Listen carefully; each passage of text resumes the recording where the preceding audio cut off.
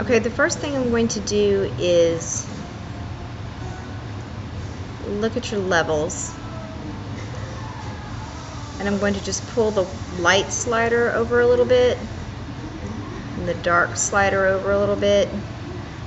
Get our contrast sharp. And then I compress those layers. Okay, so we're going to make an action to help correct the skin tone since it looks a little on the sepia side. So the first thing we're going to do is go down here and go create new action. Skin color correct. So this will be an action you can run on any of these. And I'm going to go ahead and go to color balance. So it gives me a blue and yellow slider, a green magenta slider, and a red cyan slider.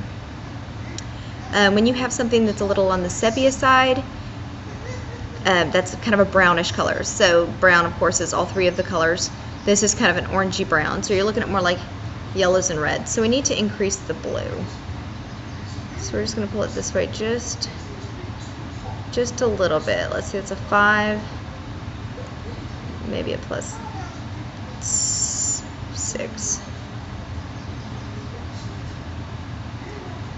Well, I'm just going to hit 6 because I can't slide it just right over here. That already looks much better. But then we're leaning, well, no, it actually does look a whole lot better, the colors. So let's go over here, back to the background layer, and let's do a curves layer and bump up the lightness a little bit.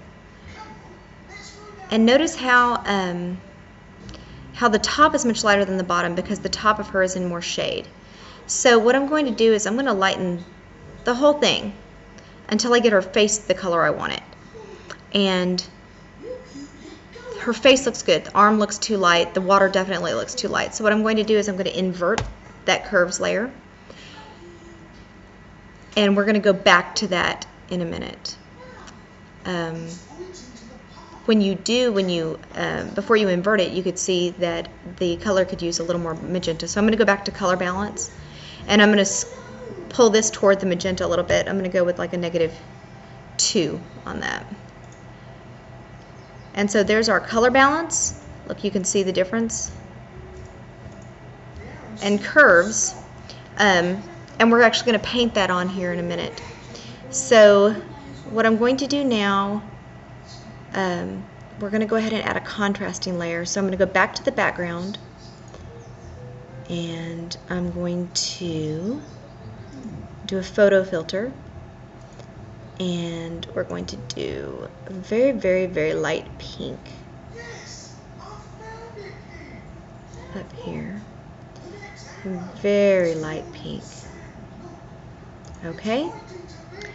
And we're going to, color blending mode, we're going to do soft light, which adds contrast. Now, notice that's a lot of contrast and a lot more than we want. You can bring it all the way back down to 0. And that makes it not show up at all. But what we're going to do is bring it at about a 15%. Now notice each one of these layers, so you can click on and off to see it, is adjustable.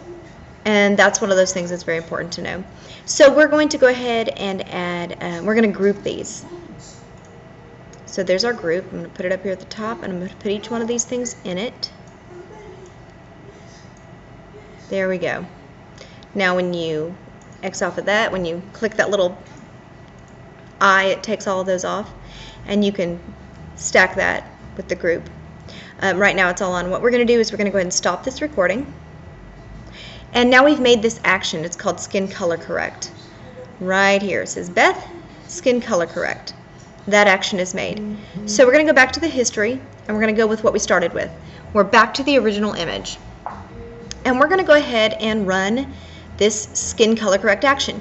Now I'm going to send you this color correct action, and so once you install this, cool, all you have to do is run it. Click on that, hit play. Now it's put all of this out here for you to play with. The color balance is now done. It says photo filter. Now you can rename all of these, and it's a good idea to rename all of them. I probably should have done that for you. Curves, you'd put lightning mask. Color balance, you'd put take the yellow out. Photo filter, you'd put contrast. So you'd remind you what each one of these things does. But right now we're going to go ahead and hit the curves layer. And notice it's an inverted mask, black. So we're going to paint on it with a white brush. And we're only going to put it where we want it. I'm going to make my brush at about, let's see, 1200's good. I've got 41% opacity. I'm going to set it back down to about 36%. Flows at 48, that's fine. So what I'm going to do is I'm just going to lighten it. I'm going to paint on the lightning. I'm going to click and paint on with the lightning where I want it. Maybe make it a little lighter in these trees.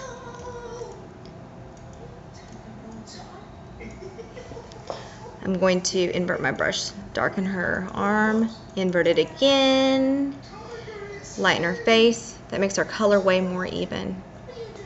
Now, you can look, the color balance, this is what it was before, this is the after. If it's any, if you don't like the color, if there's something about it you don't like, you can adjust it in this layer. You can click on that color balance layer and adjust it a little bit more. But I actually think it looks pretty good. And then the photo filter layer, see, it adds just a little bit of contrast, a little bit of a light pink contrast. See, when I click this eyeball, it shows you it's off, now it's on. And one other thing I like to do is, I mean, you can stack that, and you can look and see what that action did. You turn it off, you turn it on. There's a few other things, if this were my image, that I would do. Now that's all you need to do to color correct this skin. If it were my image, I would go ahead and double check the levels, because you always want these to be pretty close to the edges of these hills. Get your contrast just right. And I might, for the water, I might either use curves or levels. I'd probably use curves and darken just the water. So see how I make a darkening layer? I hit Control-I to invert that layer so that I can then go back and paint it on. And so I would just paint on the darkening of that water. I'm going to set my opacity so it does it a little bit quicker.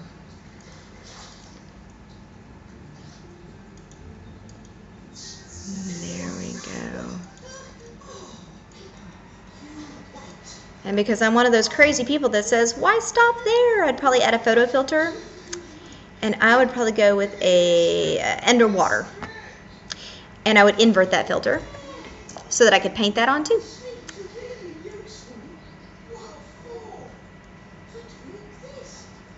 But now, you know, I will edit something until it looks like a whole other something. So don't always have to do what I would do, because you are not me, and we each have our own awesome style.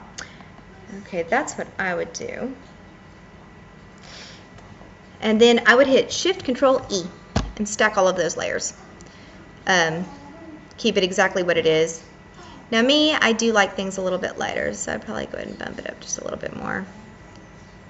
The overall image, or you can even come up here and just use a lighter and it just bumps it for you. And even then I'd invert that and just paint in the middle.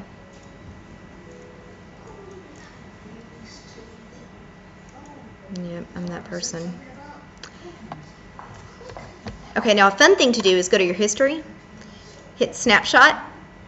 So here's this, records everything you have right here. So anything you do after this, you can always go back to snapshot and you have that image.